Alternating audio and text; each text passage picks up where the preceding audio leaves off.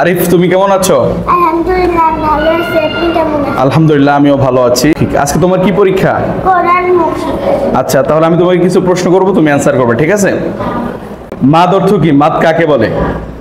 বলো। মাদ তো জানিয়া পর আর তো দেখ উচ্চারণ জানিয়া পড়াকে মাদ বলে।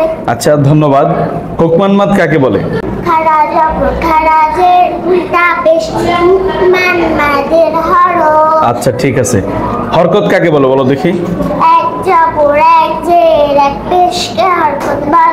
হরকতের উচ্চারণ তাড়াতাড়ি দিতে হয়। আচ্ছা, এবার আমি তোমাকে একটা শব্দ দেব, যে শব্দটা তুমি ইজারা করে পড়বা। পড়তে পারবে না?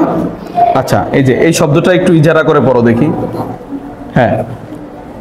জবরের বাম পাশে খালি আলিফ মাদের হরফ মাদে তবাই এক আলিফটা নিয়ে পড়িতে হয়। সিন আলিফ জবসা এক জবর এক জের এক পেশকে হরকত বলে। হরকতের উচ্চারণ তাড়াতাড়ি দিতে হয়। মিম জের সামি জেরের বাম পাশে যজমারিয়া মাদের হরফ মাদে তবাই এক আলিফটা নিয়ে পড়িতে হয়।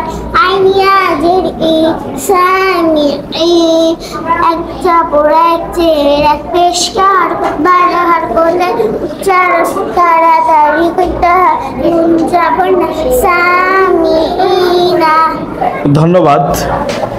তো এবার তুমি এখানে আরো কিছু শব্দ আছে, দেখো আরো কিছু হরফ আছে, তুমি একটু এই হরফগুলো একটু দেখে দেখে উচ্চারণ করে বলো। দেখে দেখে পড়ো।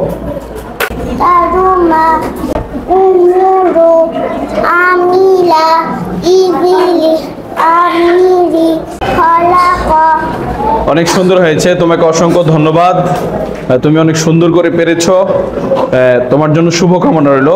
ঠিক আছে, তুমি আসতে পারো।